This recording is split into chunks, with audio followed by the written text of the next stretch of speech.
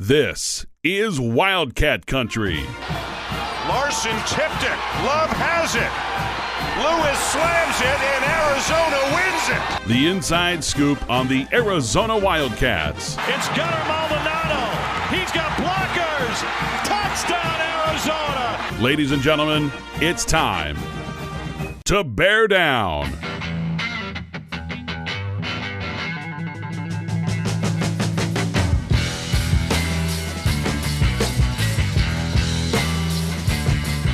Welcome to another edition of Wildcat Country presented by Harrah's Auction Casino.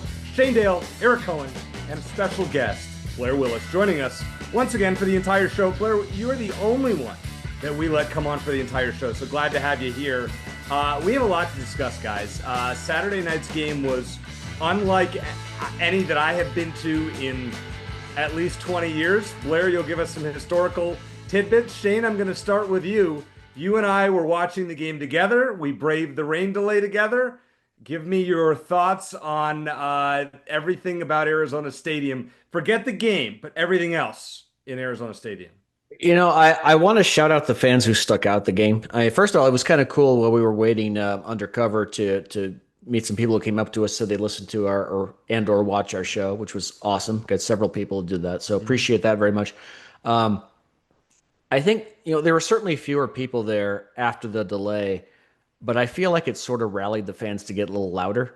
Plus, it's like there was more excitement when the game returned. Plus, there were a lot of BYU fans there, and I think when the visiting fans make noise, it inspires the home fans to get louder. So it was, we'll get into the game itself, like you said. It was a fun atmosphere. There are a lot of empty seats, but it was fun. It was engaging. It's like, not anywhere close to sell up, but it got loud late in the game, like when Arizona needed to stop late that they didn't get. It wasn't the fans' fault. They got loud on third and fourth downs especially, and it was a good time, and it's a shame that we didn't go home in a celebratory mood. Blair, you had a different perspective because you were up in the press box. You did not have to brave as much of the elements as Shane and I did. Just your thoughts on what you saw in Arizona Stadium, regardless, aside from the game.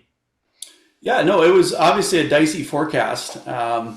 So I didn't know exactly what to expect with the turnout of the fans. A week before, I was really excited. I thought, Arizona was coming off a win. You were going to have a ranked team coming to town. BYU, as we knew, was going to have a nice contingent of fans, at the game. And so I thought it was going to be a good atmosphere. And then all of a sudden, the weather forecast was worsening throughout the week. And as the first quarter went along, even though, and it kind of as Shane alluded to, when Arizona scores that touchdown and puts together that drive before the end of the first quarter, that place was starting to light up and it was really becoming a good buzz. So it was kind of a damper when the rain hit and the lightning caused the delay. I just like Shane, I give a lot of credit to the people that stuck around. I actually, when the game did go into delay during that quarter break, I went downstairs to find my wife and my daughter, who were out there braving the elements themselves, and they were underneath the west side staying dry. And so I was down there for a good half hour during the delay, and it was neat to kind of see some of the fans and the people, down there that wanted to stick it out. There were a lot of people that wanted to stick it out, and, every 15 minutes that would go by, a few more people would leave. And when the rain kind of subsided, then that kind of opened the gates for more people to leave. But, it was a great atmosphere. It really was. And it would have been even better had we not had that weather. But it kind of added to what was an exciting night, a disappointing night in the end for the Wildcats, but I think one we'll all remember for a long time. And I think that's it right there, Blair. And I told Shane this as we were driving home on Saturday night. This is one of the more unforgettable Arizona Stadium experiences that I've had in the last 25 years going to games. It's one that we're always going to say, hey, we braved it during that BYU game. Now, if Arizona had won the game, would have been a completely, an all-timer of an experience. Now we're going to say, yeah, but that game. All right, let's get into buy or sell. There's a lot to break down here. Buy or sell is presented by our friends at Ice Shaker. Shane has his brand new Ice Shaker that he is drinking out of 40-ounce Legacy Series Ice Shaker, yeah. And I hope we'll get the licenses so you can put because Chris Gronkowski sent this specially for us, but hopefully they'll get the license here and you can get your own U of A Ice Shaker in red or blue or whatever color you want soon. That is very, very cool. All right, let's get on it. Let's get to it. All right, Shane, I'm going to start with you. Number one, Arizona's loss on Saturday is on Brent Brennan and Seth Dagey for their extremely conservative play calling, or borderline non-reckless play call. I don't know how you would describe it. On their play calling at the end of the game. Yeah, I was critical of the play selection late, but I'm going to sell just because, we got a little insight on Monday during Brent Brennan's press conference about that last series where Arizona got the ball back up a touchdown with 4 minutes left. He said the decision to, because he ran the ball on first down, didn't get anything. He said the decision to run again on second down was because they got a look they wanted from BYU's defense, and Arizona just didn't block it well enough. So if you look at it from that perspective, it wasn't necessarily that they were intending to be conservative. They got a look that they liked that they hadn't seen most of the game, and it didn't work. So from that, I think it makes a little more sense from that way. With that said, I mean, hindsight's always 2020. Coaches are sometimes second guessed too often, and Brent Brennan alluded to it. Hey, if it works, we don't hear any of this stuff. I thought it was bizarre though that Seth Diggy did pick that specific time to get a bit more conservative. I thought first down and certainly second down when you're facing a second and long would have been the perfect time to be a bit more aggressive. I actually think first down probably would have been the time to do it. But now BYU has an outstanding pass defense. And Noah Fafita had to go through all his progressions a lot on Saturday because BYU's defense was that good. So it's hardly a given that they would have converted on a pass play. It's not like they were rolling down the field. Like in 2018 when Arizona takes its foot off the gas against ASU in the fourth quarter. It wasn't that kind of game. I think with 4 minutes left, your opponent having all 3 timeouts plus the 2-minute timeout, you have to treat at least that first set of downs, and they only got the one set, as you would if you were playing in the first quarter. Just find a way to move the sticks. Don't worry about the clock because it hadn't become a factor yet. 4 minutes is an eternity. All their timeouts, that's not even the time isn't even an issue at that point, in my opinion. On the flip side of that, I was puzzled by Brent Brennan and Seth Diggy's aggression on that fourth down call. I think it was 4th and 6 or something like that, 4th and goal from the 6 or thereabouts. The game's going your way and you're up against a bad defense, that's fine. But Arizona had to fight for just about everything they got, especially when the field shrunk as they got closer to the goal line. I think that actually was a hindrance in overtime for them. So I'll kind of long-winded answer, but the fact is they did lose. Results matter, and it's fair game to discuss these things. Absolutely. With that said, if one play goes differently, Arizona recovers that fumble at the end of the game. BYU misses a 45-yard kick in overtime, which is 50-50 in the college football world. Any of those things happen, and we're not even talking about any of that stuff right now. And I think it's important to keep that in mind. Blair, Shane gave a very good answer defending Brennan and Diggy. Do you agree with him? Yeah, I don't want to beat a dead horse here. I mean, I think Shane covered a few of the points I actually do agree with. Into the regulation there, that drive, as Shane laid out, it was over 4 minutes to go. BYU had all 3 timeouts, plus you have the 2-minute timeout. So when I went into that series, I mean, my whole thing was Arizona needs to put together a drive. You've got to treat this like it's almost, regular flow of the game. You're going to take more time maybe before you snap the ball, meaning you're not going to just hurry up and snap it with, 25 seconds left on the play clock. But your play calling and your strategy and your approach needed to be a drive to really get down in field goal range and try to, if you could get 3 or 4 first downs and get down there and have a 40-yard field goal with a minute left on the clock or something like that. That was kind of the end goal, for me, if you're not able to run out the clock, certainly. So I wanted us to be aggressive there, but I don't really have an issue with really the plays we ran. I mean, I think you're probably going to try to run something on first down. If you wanted to do a play action or take a shot, you could, but I think we were really just playing to the looks that we got those first couple downs. And then obviously, you get to third down and, we did pass. I mean, we could have run a draw. We could have run a screen. It wasn't really a conservative third down play call. So I didn't see it really as being conservative. It just, we didn't execute well enough. You get that first down and you get rolling and you can take 2 or 3 minutes off the clock. That would have been ideal. And then I also do agree with Shane. The one real coaching tactical decision I had a problem with in real time was not taking the 3 points to start the second half. And that really goes back to kind of what our strategy was, going back to the coin toss of the game. And when we won the coin toss, you defer. Part of the reason you do that is to, you feel good about your defense getting a stop at the start of the game, which they did. But then you're also oftentimes trying to play those middle 8 minutes, right before halftime and then coming out of halftime. Arizona did a great job at the end of the first half, put together a nice drive, got its touchdown, got a defensive turnover, went to half, +7. And then you come out the second half and it's a long drive. I mean, it was aided by a penalty or two. It was like 15, 16 plays, took off 7.5 minutes.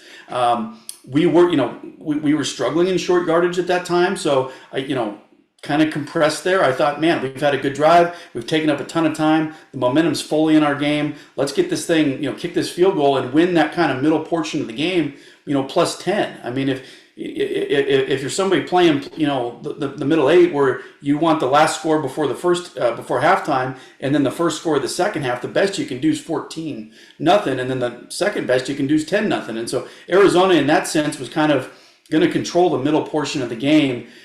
You kick that field goal, you go up 7, you let your defense play, and you go from there. So that was really the only one I didn't like, just because I didn't feel like we had we'd used so many plays there on that drive to start the second half. What were we gonna on 4th and 5? I mean, what were we gonna really run there? And we didn't have a great play, and Noah had to scramble around, and the interception was kind of irrelevant at that point. But I thought it was a wasted 3 points. And man, when you get to the end of that game, we needed 3 points to seal that thing. All right, so I agree with both of you in many regards. However, there are 3 decisions that I disagreed with. Obviously, the field goal, hindsight's 2020. I appreciated how Brent was aggressive there.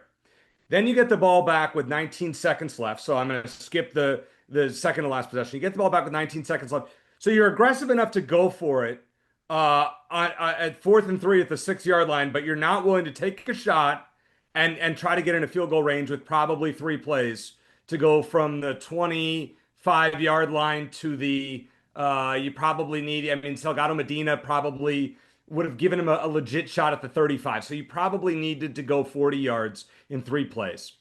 With that group of receivers, I would have at least taken 1 shot. Okay, so that's number 1. As far as the last possession goes, I think on 2nd down is the one that I had a problem with. 1st down, you got nothing. 2nd down, you can say you had to look. You gotta come up with something, and this is where Daggy, can be innovative with his play calling to run it up the middle again, where Arizona didn't have success on the play before. What did you think was going to happen? You knew it in the stand, Shane, and so did I. And Blair, I'm sure you probably knew it upstairs, saying, we know what's going to happen on this play. Going to run it up the middle and get stuffed.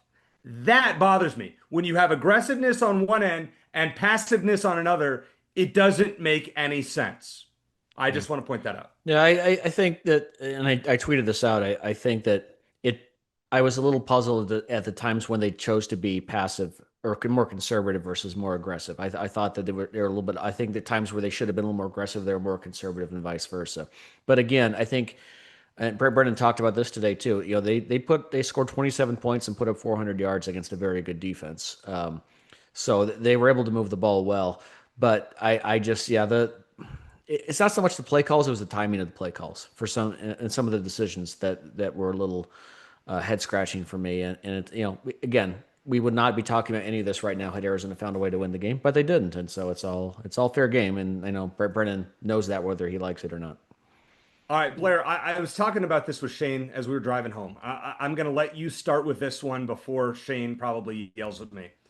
The way Arizona lost could change their season, and you can't be surprised if Arizona fails to make a bowl game after this crushing loss. Buy or sell?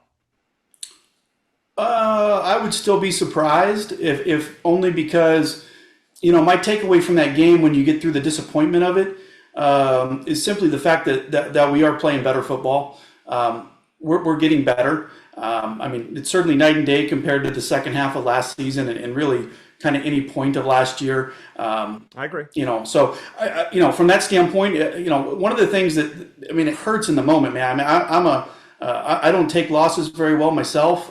Never have. A little easier now that I'm away from teams and you're not in that locker room and you don't get that, that hurt and that frustration. But, when you can move kind of past the immediacy of the result and that sinking, empty feeling that you have right after the game, and you look at the game itself and just the way we played, our offensive line, really our defensive line at times, especially after some adjustments there that we had to make in the first quarter. That's something I haven't really been able to dive into real well, but I think BYU put some things out there in that first quarter that were probably a little bit different than we'd seen in their previous games, and to their credit, they took advantage of it. But I say all that too because one of the talking points Coach Brennan and his staff really had in the off season, going back to January and through spring ball in the off season was really about being less outcome oriented and more process driven. And that's goes Nick Saban always preached that at Alabama during his reign of supreme there in Tuscaloosa,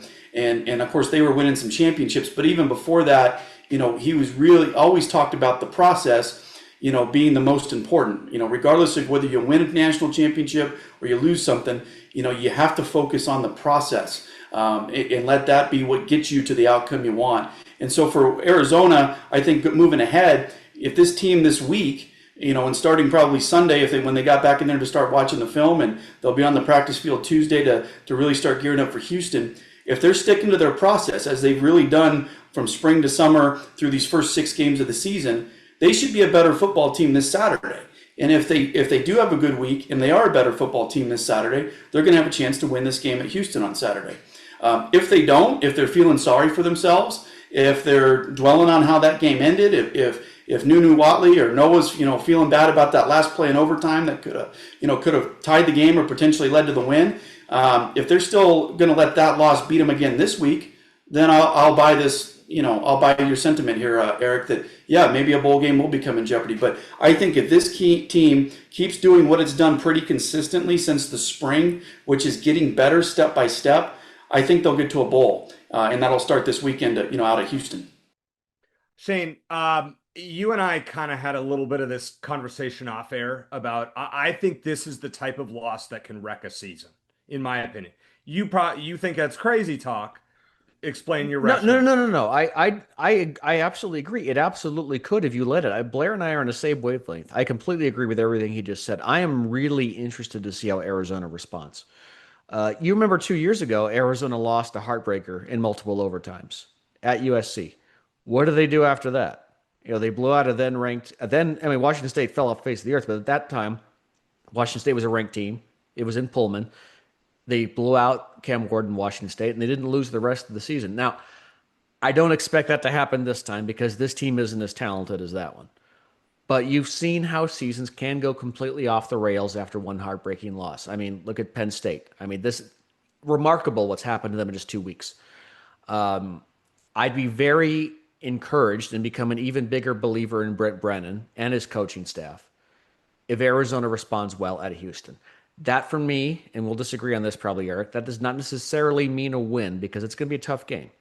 But I want to see them fight, scratch, claw, play with that violence on defense that Barrett Baker talks about. I mean, we even talked during the game, Erica, how much their tackling is light years better than last year. And that comes with effort as much as talent. If I see that determination, I'll certainly feel better about Arizona's 5-game slate after their bye week. And even if they lose, I'll still have enough hope that they'll find a way to win 2 more games and get to a bowl. All right. Here's my take on the Houston game. I mean, without spoiling the pick. When the line came out, I like to look, and you guys, I look at it from a betting perspective, but when the line comes out, you kind of have an idea in your head. Like Shane, you and I talked about it before the BYU game, what we thought the line was going to be, and we were fairly close. It was around a field goal, yeah. Mm-hmm. What would you have thought the line would have been heading into Houston? I would have said 4.5. I agree. I was surprised. I would have thought 5 or 6 points. It's down to 1.5 right now. Yeah. The line is moving in Arizona's favor. Well, let's remember this. Remember what the line did when they went to Iowa State. I understand, but this is I get that, but this went from a game that I was looking at going, Arizona is on. This could be bad. To the public believes a lot more in Arizona than I thought. The odds makers believe a lot more in Arizona because 3 points is given if on a home field. So what this line tells me is that if Arizona was at home against Houston, against what are they, 4-1, 5-1 Houston team, I believe something like that. 5-1, yeah. They only lost. They got blown up by Texas Tech, and that's it. That's it, right? So I mean, they've beaten the teams they should have beaten. Arizona on their home field would be a 4.5, 5-point favorite, which is pretty good against a 5-1 team. That tells me something. I would have put the line 2.5, 3 if Arizona was hosting the game. So that was encouraging. All right, let's talk about this. This is where I think we're really going to disagree here. You can't blame Arizona fans for being out on Brent Brennan after this loss? Shane, I'll start with you. I won't blame him for still being skeptical, but being out, yeah, I would blame them for that. I think that's ridiculous considering the improvement we've already seen from last year. Again, Brent Brennan said that, I'm quoting him from his press conference. He said, "I understand everyone's upset about Saturday night. I also know that we had 400 yards of offense and scored 27 points against the 8th ranked defense in the country." Those aren't excuses. Those are facts. Okay. He took blame for the loss. Said, "Look, it's a loss. It happens."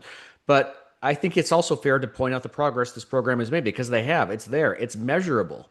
And I think we'd be very unwise to discount that. Yeah, the wins need to come.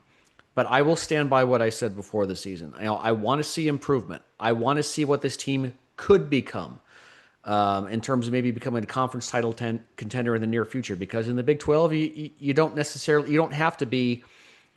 In the SEC, it's a different story. Like Vanderbilt, for example. Vanderbilt would probably be a title contender in the Big 12. Okay, but so far we've seen that improvement. They have a ways to go, but they went toe-to-toe with a very good team on Saturday. Should have won, and that's another thing. If they came down from 10 and tied it and lost in double overtime, we'd feel better about it, but that didn't happen. But I think they would have lost that game by at least 3 touchdowns last year.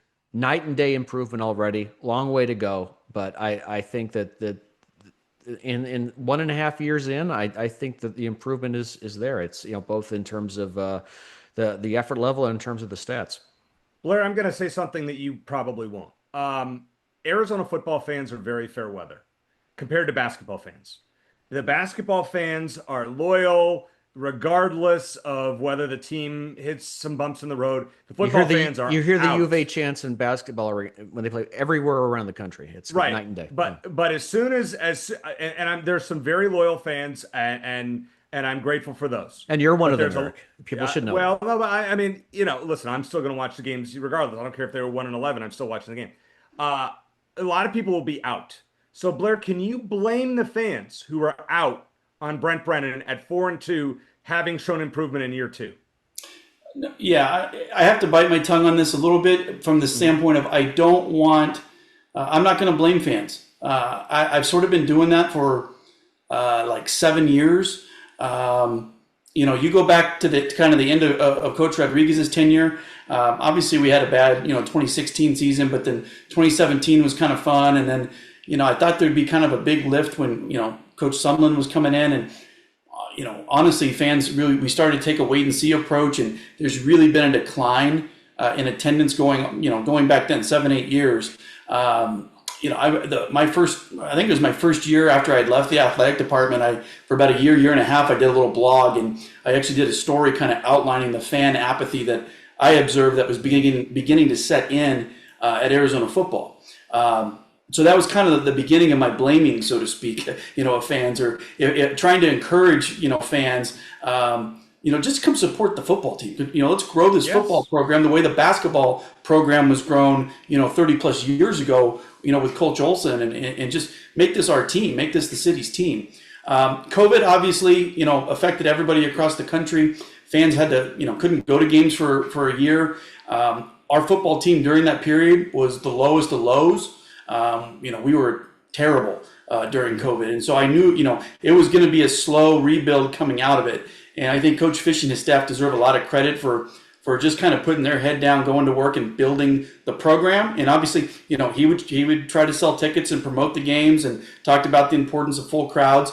But even in 2023, when he got that thing going midway through the season, we had big games against Oregon State, who was ranked in the top 20 at the time, UCLA, who's always a big draw. And we were having trouble, getting over 45,000 people. We couldn't sell out those games. There were, the upper deck was empty and it was really hard. So I was kind of blaming fans all the way through that. And then, we get a 10-win season. Brent comes in last year. We get off to a 3-1 start. We had that Texas Tech team. I've talked about this a few times. We had a 2-0 in the Big 12 Texas Tech team coming to Tucson, and we're 3-1. And man, we had nobody there last year. And so that, for me, that was the end of it. I'm not going to blame fans now. I mean, it's up to the athletic department to make some improvements at Arizona Stadium, make it more fan-friendly, find ways to get people just on campus on game days. I know Desiree and her team, the marketing team, are doing a lot of things to enhance it with very limited resources right now. They don't have a lot of money for it. but they're busting their tails trying to figure out how to get more people there. Arizona will start winning at some point, and that will bring more people. But I'm not going to blame. I mean, when people want to show up, they can come show up. I personally, and you guys weathered the storm last week, came down from the Phoenix area. I love going to Arizona Stadium. I've been going there, since I was a kid. 40 years now, and I've seen a lot of great football. I've seen a lot of bad football. I still like going to the games, and I just wish we had more of those people in Tucson. Yeah, and I think that's it, Blair. I really think that it's disappointing to me that the fans that outside of the loyal, 20,000, fans, that the rest of them are like, I don't care. They find an excuse. Oh, it's gonna rain. Oh, the game's too late. Oh, the team stinks. Show up. This was a big game. And I understand that the weather was a factor, but I was disappointed when we got there, Shane, at 4:20, 4:30. It was still, there were not, we talked about how many people were in the stands, and I said 30,000, maybe. And you said, oh, it's probably closer. You thought it was 40. It was either way. It should be 50. This is a big game against a ranked team. Show the F up. Don't give me these excuses. Oh, the ticket. Everything's expensive. You pay it for basketball. So why won't you pay it for football? Yeah, it's I think a couple of things go into that, but I feel like, I don't know if this is the main reason, but I think certainly you have people it's so much easier to watch games from the comfort of your own home on a big TV these days. So I get that perspective, but there are a lot of football programs like Nebraska, like they've been average for a long time and they still sell out every game. Sure. So that's part of it, but I feel like Arizona Stadium is kind of like, I've mentioned this before, Eric, that like McHale Center, there's always those such positive vibes. How are we going to find a way to win? We're down 10 with 4 minutes left. So what? We're going to find a way to win. This is McHale Center. We don't lose here. Arizona Stadium, kind of the opposite feeling. Yeah, I hate to say it, but it just is. It's like, how are we going to, and that came creeping back on Saturday. How are we going to find a way to lose this game? Because there's been I don't know if that's part of it or not. I think that, the bottom line is, people want to come out and support the team. They'll come out and support the team. I had a good time hanging out with you. Even during the weather delay, it was fun chatting with new people. And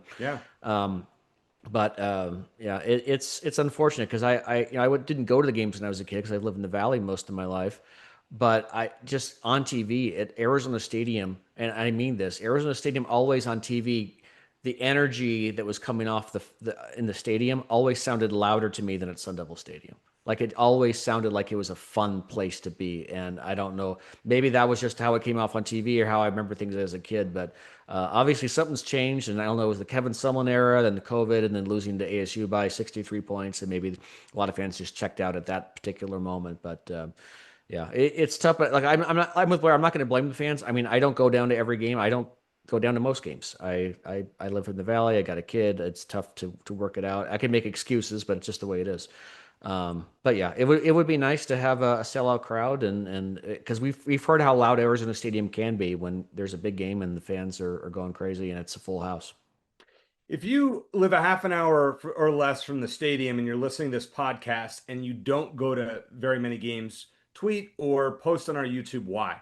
Because I'm curious. I'm not going to bash you, but tell us why. If you are within driving distance of the stadium, is it because things are too expensive? Is it because it's not convenient? I'm just curious. I'm not going to, bash anybody. I would be curious for some feedback. If I lived, within a half an hour of Arizona Stadium, there'd be, unless I was out of town or sick or had another event going on, I'd be there every game. I've been there every game, except for Weber State this year and for the last 20 years. And I'm crazy, and I understand that, but it just disappoints me that we don't have the level of enthusiasm for this program like we do for even comparable to basketball. Not even close. No.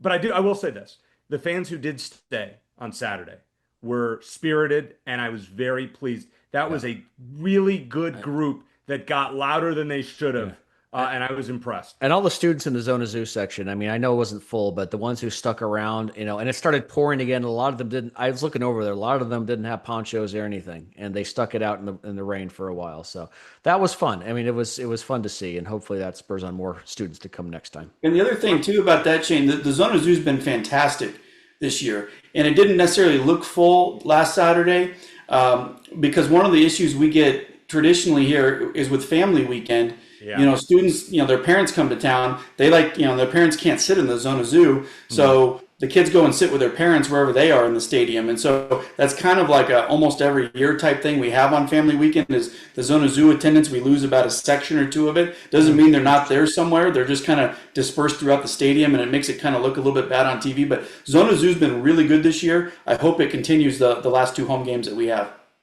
And I have tickets to the last two home games. I'll be there, and I hope the Zoo will be there as well. All right, Blair. I had a bunch of questions, but I'll shorten this segment a little bit. We'll just keep this one simple, and I'm going to modify the question just for you, Shane, but I'm going to start with Blair. The Houston and or Colorado are must-win games for Arizona going forward. I'll keep it simple. Yeah, I mean, I would say that you got to at least get one out of those two.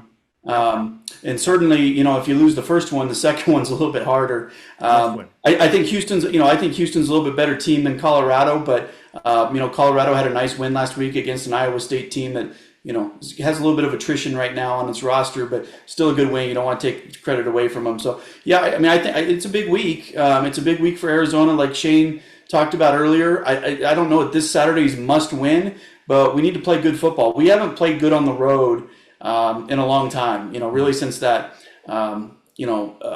Utah game last year that we won. Utah was a little bit down. Didn't know it at the time. I mean, we kind of knew it at the time, but we didn't know how down they were last year. And then we had a decent competitive first half at BYU last year before the rails just fell off, for the rest of the season right after halftime for that. But the rest of the season on the road was bad. Iowa State didn't go well this year. So Arizona needs to play well on the road, something it hasn't really done. When you go back a few years to Jed's kind of rebuild, the first sign that we had that his program was really on the right track, I would say the fact that we were able to beat North Dakota State at home in a physical game early in the season showed that we had the physicality that we needed. But then later in the year to go on the road and beat UCLA, who was in the top 25 of the team at the time, that win really validated the track that the program was on. If we had to beat BYU last week, I think that would have been a great quality win, and it would have validated us probably. But at the same time, we still would have had that monkey of how are we going to play on the road. So I want to see a good football game this weekend from the Wildcats on the road. If they're not able to pull out a victory, they better be able to find a way to win at Colorado a couple weeks later. I agree with everything you said, Shane. How about you? Yeah, I mean, as far as a must-win, like if you're talking about like a chance to win the Big 12, they're not going to win the Big 12 this year. No, we know that. We know. Okay. To make a bowl game and to get fans' support back. Maybe. I don't. I think, look, I think in terms of from a recruiting standpoint, I think that the Brennan's staff has done a heck of a job and will continue to do so, but I think a signature win would be a big deal. They almost got that against BYU. They have more opportunities to do that. I'm not saying at Houston would do that, but like a statement signature win at some point during the season, I think would be big going forward. I think the program is absolutely headed in the right direction. I think look, if Arizona were to lose out and regress to where they were toward the end of last year, then yeah, that's really bad. And then the discussion about what happens next year changes. But I think Brent Brennan and his staff absolutely have this program headed in the right direction. I sincerely hope that he's able to keep the majority of the staff together next year, which is always a challenge in college football. But yeah, talk about micro versus macro views. I went macro for a second. Micro, yeah, at some point, as much as I keep saying, yeah, we just need to be competitive. We need to be competitive. Yeah, that's important, and that's really what I really want to see in year 2 with Brent Brennan. But yeah, you got to have a big win in there somewhere. And as of now, I'm trying to. Are there any? They have one top 25 game on the schedule, and as of right now, it's at Cincinnati. Go figure. And I know, Eric, you think they have no chance to win that. No game. chance to win. And maybe, I wouldn't say no chance, but I agree with you. It does not look good. But yeah, they need 2 more wins with like a marquee win, whether that's, at Houston. I mean, at Colorado could be considered a marquee win because of all the fanfare around Deion Sanders. So winning that game would get a lot of attention. So yeah, I don't know if it needs to come in the next 2 games, but I think 6 wins combined with like a real statement win that turns some heads nationally, that turns some recruits' heads, I think would be big for Arizona going into year 3. I'm gonna say this, and I'm not gonna. I'll just say it. Brent Brennan coached at Oregon State. Brent Brennan went to UCLA. Both jobs are open. He's not gonna get UCLA. I think Jed Fish has a very good chance of getting UCLA. Brent Brennan's not getting it. Oregon State is an interesting job. Brent Brennan gets it. They're bringing back the Pac-10, Pac-8, and he would be, I think, more appreciated by Oregon State fans in their circumstances than he ever will be at Arizona, regardless of what he does. I think in my opinion, and I could be wrong, I think he has borderline. I don't know what he can do to win back the fan base at this point. I think they're out after last year. I really believe that. Blair, am I crazy with that? I agree with you somewhat on the fan standpoint, although I'll say this. All of us kind of being the age that we are, sort of technologically savvy, tuned into social media, that crowd is a little bit different than the crowd that's not showing up to Arizona Stadium. The people that we need to kind of fill the stadium, the people that give the money, the donations, they're not that social media voice. I don't want to say it's like that vocal like minority or anything like that, but yeah, the social media base might be hard to win over, barring, finish out this year with progress and then break through and win 10 games next year and then go to like 5 straight, bowl games, and then everybody forgets the first year and a half. But in terms of Brent Brennan, I don't know him personally. His wife's a U of A grad. I think he was very proud to take this job. I think he is very proud of, his 1 year as a GA serving with Dick Tomey and what that legacy is and what Coach Tomey meant to him and his career. I don't see Brent Brennan as a quitter. People have their opinion of who he is and kind of what his coaching style is.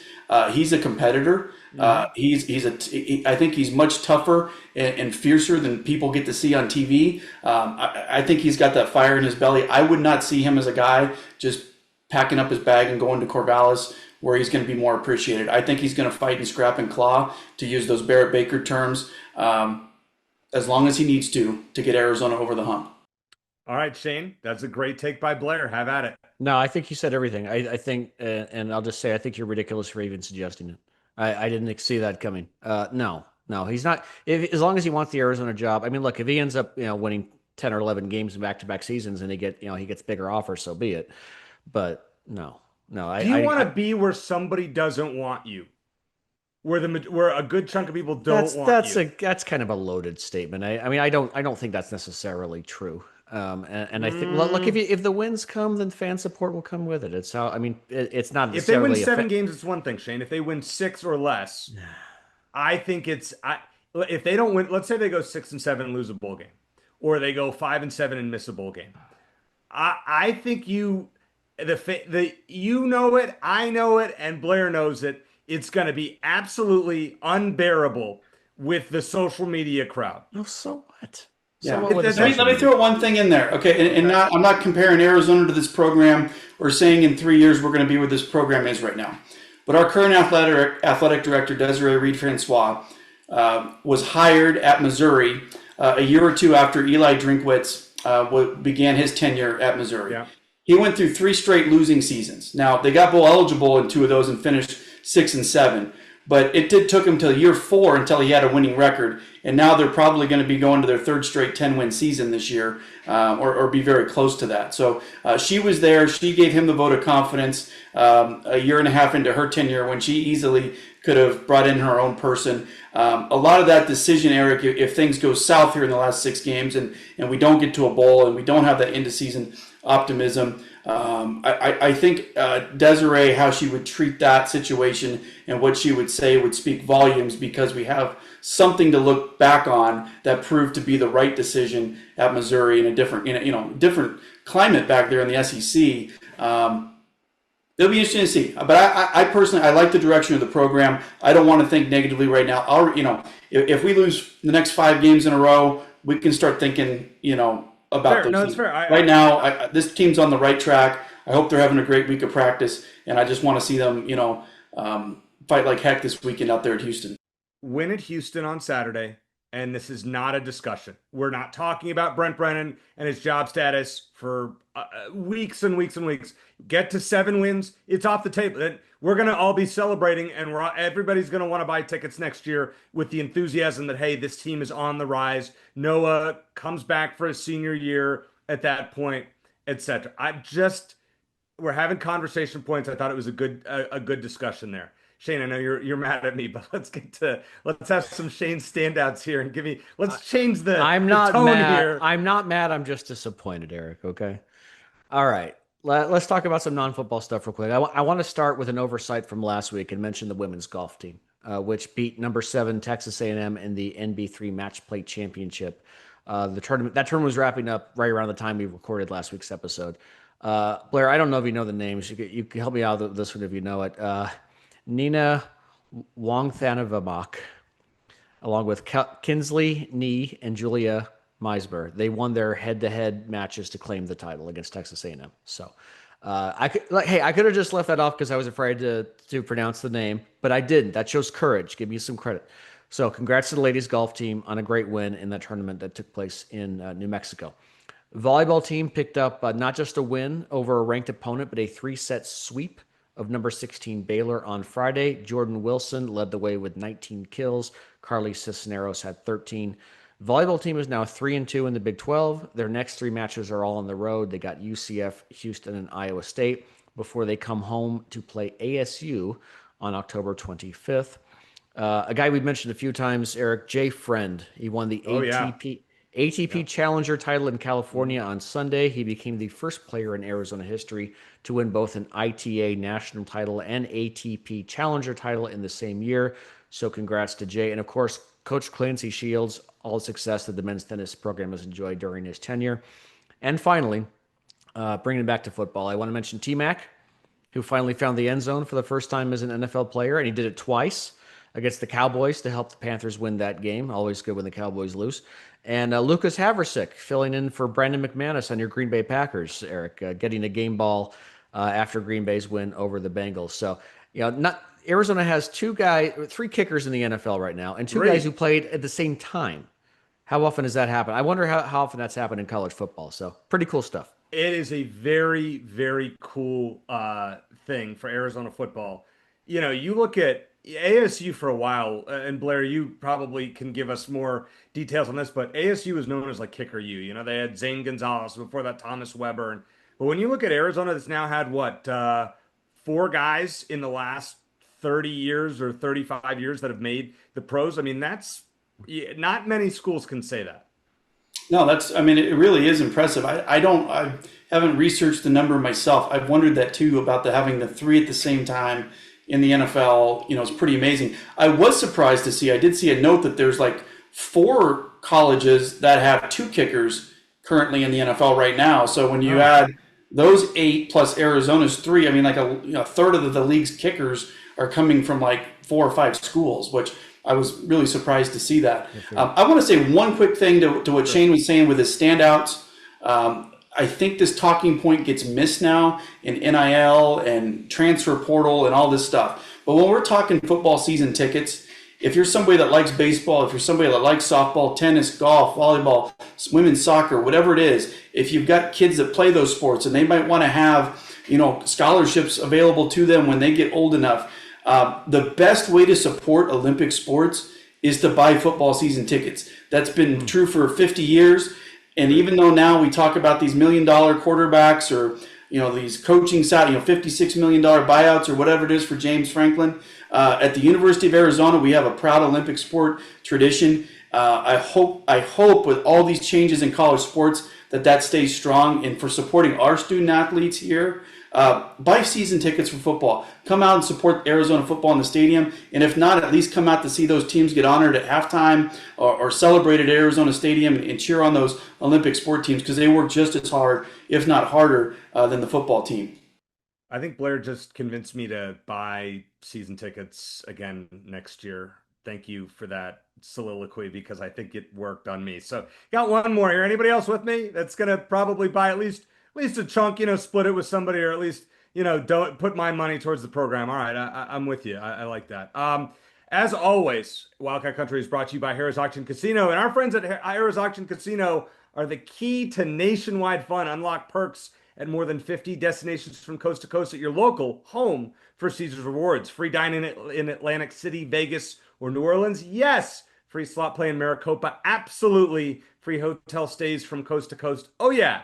Get rewarded for all the ways you can play at the official sponsor of Play, Harrah's Auction Casino. Caesars Rewards is the nation's #1 players card, and Harrah's Auction Casino is the only local casino that has it. Coming up, we are going to make picks on all the big Week 8 games. It was a good week for me. Let's see if Shane can bounce back next here on Wildcat Country.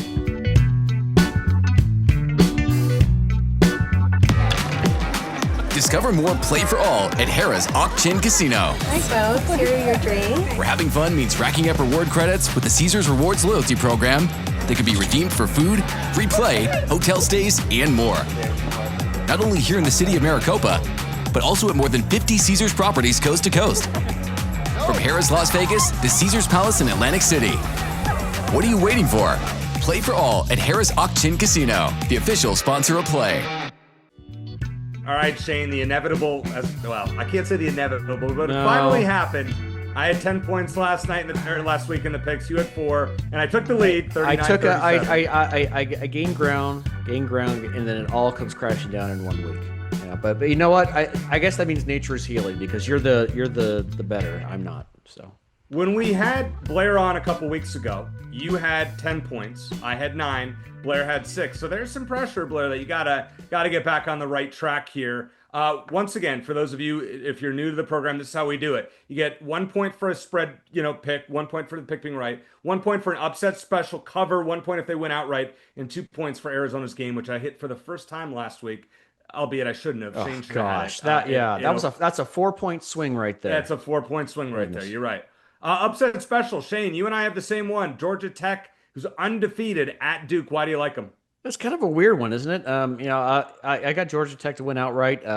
Look, Haynes King isn't the best quarterback in college football, but he might be the toughest. I mean, that guy gets hit more than just about anyone. He's got to be the sorest guy in America on Sundays.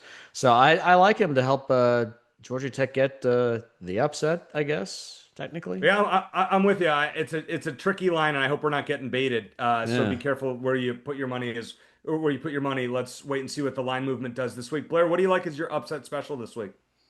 Yeah, I didn't get a chance to really dive into a whole lot, but the one that I'm just kind of thinking about the situation, I'm going to take South Carolina at home upsetting Oklahoma. I think it's about 5.5, 6 points, Oklahoma being the favorite. I just think, Oklahoma had a tough emotional loss with, in the Red River shootout down there. Don't know the status of John Mateer. Didn't look that great last week. Nope. If they can't score points offensively, I think South Carolina's got enough energy at home to get a big win down there for the Gamecocks. That's a good pick. I like it. All right, let's go through ranked versus ranked games. We have 4 of those not involving the Big 12. LSU is a 2.5-point underdog at Vanderbilt. Shane and I are both taking LSU, presumably to win outright, right, Shane? We're taking them to win out. Do you agree with us, Blair? I'm going to take Vanderbilt. I think this is going to be their one. I guess they got Alabama a year ago. I think Vanderbilt was close enough a couple weeks ago to get in their big upset. I think they're going to get this one at home. I think I'm going to pull this one as my surprise of the week, maybe. All right, fair enough. It's another fishy line. I hope I'm not getting too deep into a 2.5-point line for Vandy, but I think LSU's defense is going to be key here. Shane and I disagree on Ole Miss at Georgia. Georgia is favored by a touchdown. Probably got some beneficial calls from what I have seen against Auburn. I like Ole Miss, undefeated Ole Miss, even though they didn't look so good at home against Washington State. I think they cover the 7 points, but Georgia wins a close one. Shane, you disagree. That Washington State game, trap game or not, that's not a good look. I think Ole Miss is a college football playoff team. I don't think they're a championship contender. Georgia might be, so give me Georgia to cover at home. Blair, you're breaking a tie. Who do you like? Yeah, I really liked Ole Miss, the way they were trending up until that Washington State game. I'm actually still, even despite that performance, a little surprised this is a full 7 points. I think Georgia wins, but I think it's close, maybe a field goal, just like you, Eric.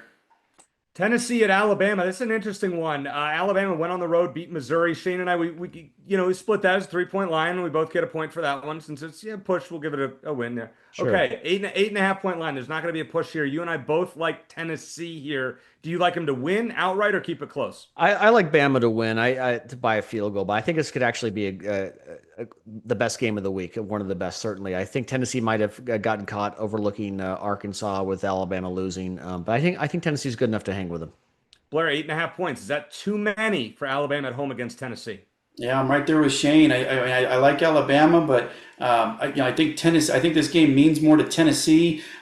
Big opportunity game for them. They got to have it to get back in the race. And Alabama, this is about their 4th straight big game. It's hard to get up week after week. So I think this one's really close, but I'll take Bama at home.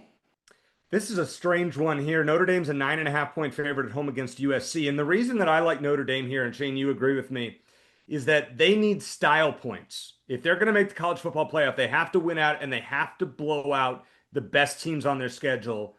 And this is one of them. Blair, do you agree with us, or are you taking the Trojans plus the points?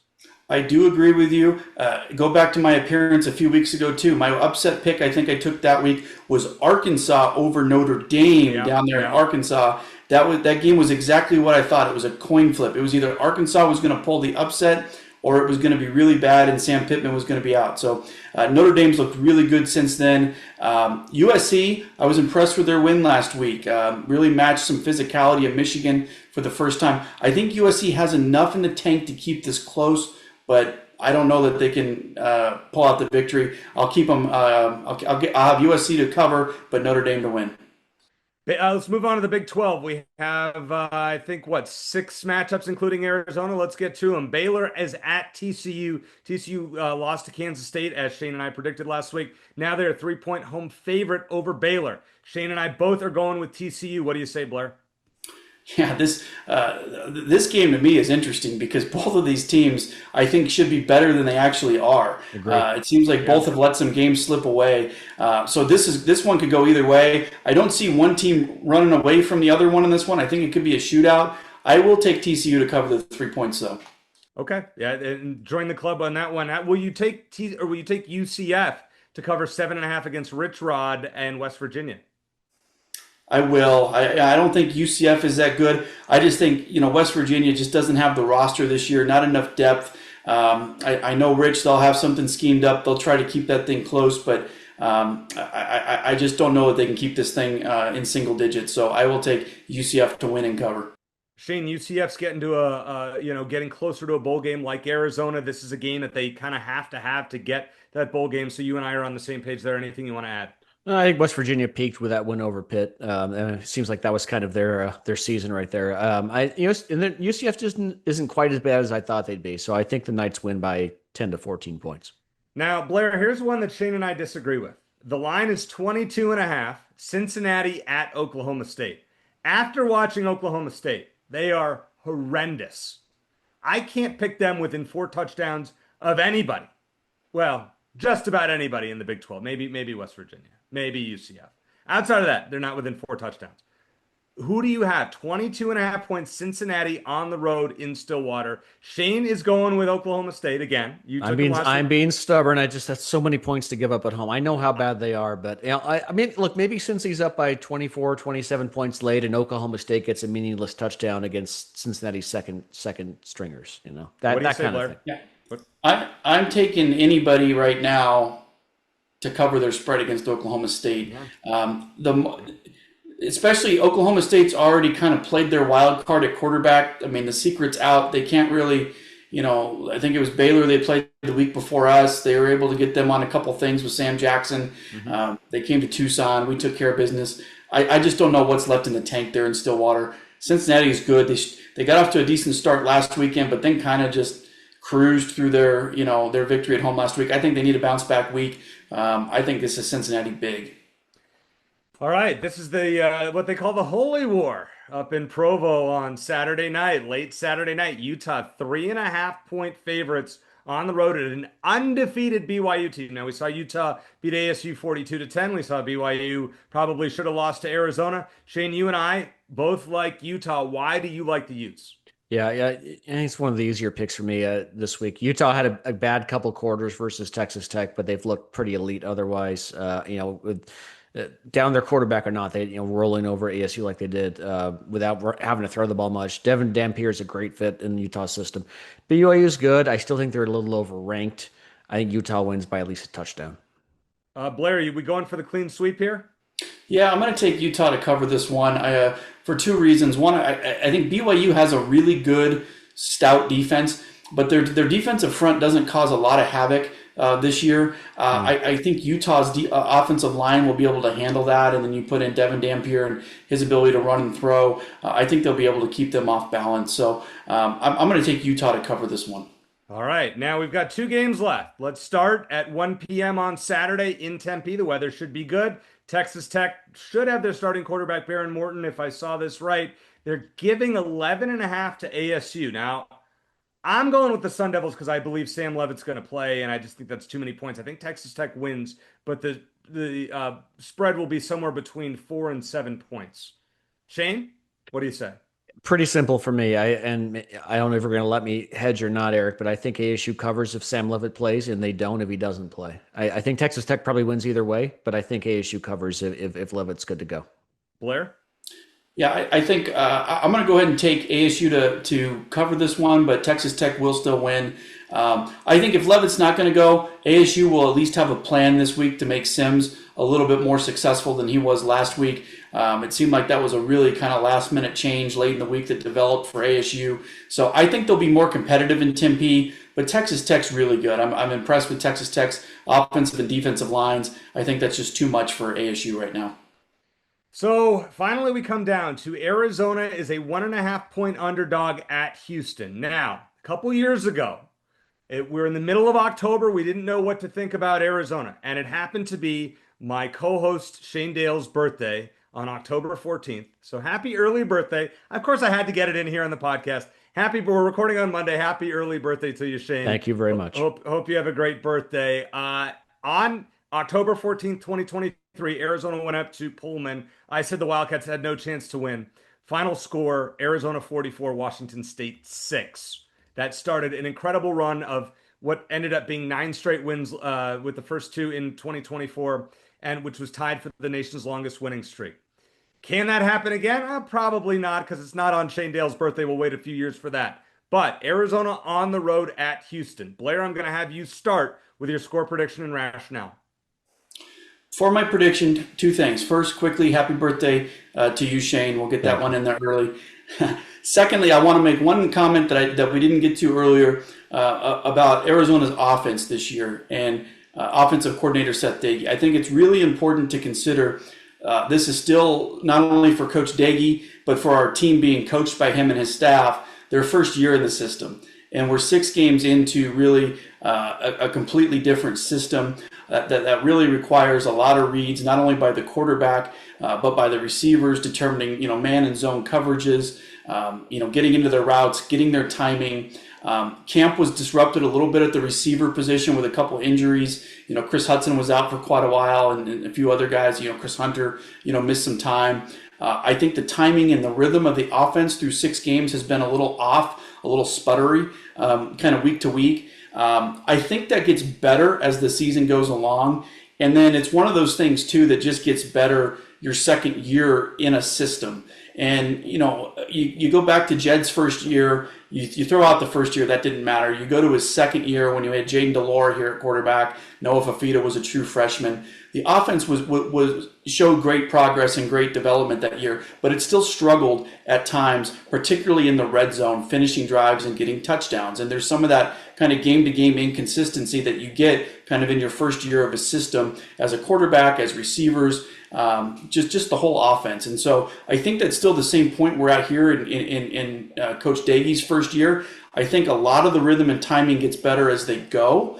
The red zone troubles that we've had to this point of the season can get better, but I don't know that it's going to be perfect. And so I say all that to context that our decision making on field goals, when to kick field goals, when to go for it on fourth down, is going to probably decide another game here very soon for us. And that, if that not kicking the 3 points last week could have cost us, maybe, it's Monday morning quarterbacking, who knows? But we're going to have more of those decisions going forward because my point is we're not good enough, yet. Just like in 2022, Jed's offense wasn't quite good enough. By 2023, it was good enough. What were we doing the second half of 2023? We could run out the clock in the fourth quarter. If we had a lead, we were going to put that game on ice. We were going to finish drives with touchdowns. And so we're not a polished offense. But, man, I think Noah's having a better grasp of this. So I feel good about the directions of things. It's a little clunky at times. This week at Houston, got to have a big bounce-back week from Danny Gonzalez's group. They played pretty well against BYU, but they got caught off guard with some things early. And then late, obviously, gave up multiple scores late, and that carried over into overtime as well. So I'm looking for a big bounce-back from the defense. Offense, if they can protect the football, be a little bit better on first and second down, get into more manageable situations on third down, and then if they can convert their drives, their good offensive drives, into points, I feel really good about Arizona being able to pull out a victory. But I have some respect for Houston. They're a good, hard-nosed team, play very solid. I think this is a lower scoring game. I think it's close. I'll take Arizona 24, Houston 20. Arizona 24, Houston 20. Shane, I'm going to go next. I'm going to leave the floor for you here. I was all prepared to come on this podcast and pick Houston. And then I saw the line on this game. And sometimes the line tells a story and sometimes it doesn't. I mean, Shane referenced it about Iowa State the other week. But when I saw this, I said, the odds makers believe in Arizona, and I should too. I keep picking against him and picking against him. I finally got one right last week, which I did not deserve. This week, I'm picking Arizona to win a close game, a little bit higher scoring than Blair made it out to be. Arizona 26, Houston 23. The over-under is 46.5. You're taking the under. I'm taking the over. If you're betting the game, buy the over up or buy the under down. One way or the other. That way you can hit it. All right, Shane, you're the birthday boy. What do you got for us? I think this is a winnable game. Houston's going to be another tough test defensively. They're kind of BYU light in most defensive categories. They do lead the Big 12 in forced fumbles with 11 this year, so Arizona's got to take extra good care of the ball. Like BYU, Houston has a good dual threat quarterback. And Houston has an outstanding tight end who's on pace for a 600-yard season. So that's going to be a unique test for the defense. I think the kickoff time is going to be rough. We haven't talked about that. 9 a.m. for a road team might throw some things off for the guys mentally. And then if you get off to a bad start, things can unravel quickly. Like at Iowa State, their one and only road game so far, they missed the field goal on their opening drive. And I'm not saying that was the reason they lost, but, I think especially with college kids, things go wrong early in the game. You get kind of a bad feeling, and then things can go downhill quickly. I do expect Arizona, with that said, to show some mental toughness and some resiliency. I expect it, and I think it should be expected. But I don't know if I can pick Arizona to win a road game until I actually see them perform well on the road. We only have the one. They're 0 for 1 in that category so far. And it was against a team that it turns out wasn't that good. I know injuries have been a problem for Iowa State more recently, but so it's kind of like I'll believe it when I see it as far as the road. It's crazy that we're halfway through the season. They played exactly one road game. So that's going to prevent me from picking Arizona to win. It's certainly a game they can win, but I'm going to go Houston 31, Arizona 24. Houston 31, Arizona 24. Boy, last week you picked Arizona. You came so close, probably should have won. Guys, it's great discussion. Blair, we always appreciate having you on the show. You bring it every time. I mean, you're the wisdom. We see it on X. If you're not following Blair, you're missing out. You want the good Arizona tidbits. He's got them. I want to ask you one. Eric, if Matt Moreno is the professor, maybe Blair's the oracle. What do you think? I need to work on. I need to think about that. Think about it. That's a good one. Yeah, that's a good one. Maybe Professor Emeritus. There you go. For Blair. I want to ask you one last thing, Blair. We didn't talk about. You tweeted out on Saturday night something about the fumble and the fumble by BYU on third down, or explain it was third down. what you tweeted out and then what actually should have happened. Yeah, well, I mean, first off, I'll just take you to what I was doing at the game. I work on the official stat crew at the game. And kind of, I mean, there's several people on that crew and have various responsibilities. What I'm primarily doing is tracking really the spot of the ball. And so I know, I mean, for me, down and distance is everything for what I'm tracking. And then, you know, the end spot of the play where the official spot is obviously determines whether it was a 9-yard gain or a 10-yard gain and things like that. And there's a few other things I do. But so primarily, like on that series, I mean, BYU got a first down and the ball was at the 14-yard line. And then they got a few yards on first down. And then they run their second down play was an incomplete pass to the end zone. And then on third down became the fumble play. And so I already knew, like, you know, it was 3rd and 4, I believe.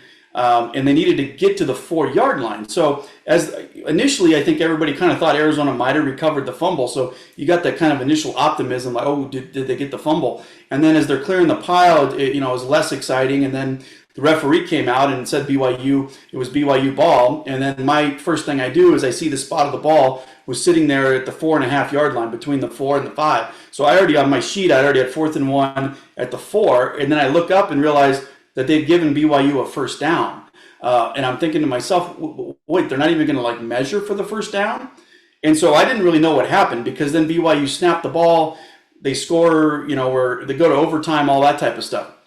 Well, what happened was, as BYU was in its hurry-up offense moving down the field, and they got that first down at the 14-yard line, the chain gang was just slow moving down the sideline and never got into place before the ball was snapped.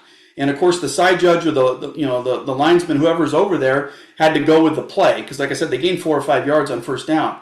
And so, whoever set the chains, they put a little pin in the ground where the series of downs starts. But they didn't put it where the ball was snapped. They put it at the 16. So the first down markers were set from the 16-yard line to the 6-yard line, or I guess I should go from the 16-yard line to the 6-yard line. That was the 10 yards. But the ball was snapped at the 14, which meant the line to gain was the 4. And so amongst the chaos of the fumble, I think after 3 downs of the chains being set from the 16 to the 6, they looked over during the recovery and somebody told the head ref that it was a first down because it was clearly 1.5 yards in front of the 6-yard line.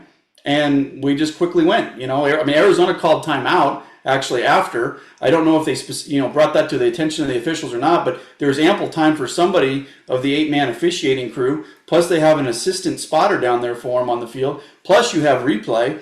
I mean, somebody should have been able to get in there and stop that and say, hey, whoa. The line to gain was supposed to be the 4.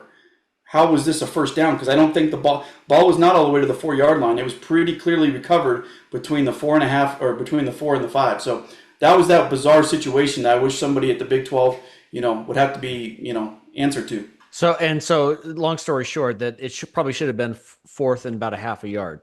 Should have been, 4th and 1/2 yard probably, which certainly changes the play call as opposed to 1st and goal. I mean, they got to pick up the first down or the game's over. Changes our defense probably. So weird situation. Fortunately, the mistake didn't occur during a significant portion of the game, right? Clearly not. Blair, as always, thank you for the clarification and thank you for joining us. So for Blair Willis and the birthday boy, Shane Dale, I'm Eric Cohen. Thanks for listening. And as always, bear down.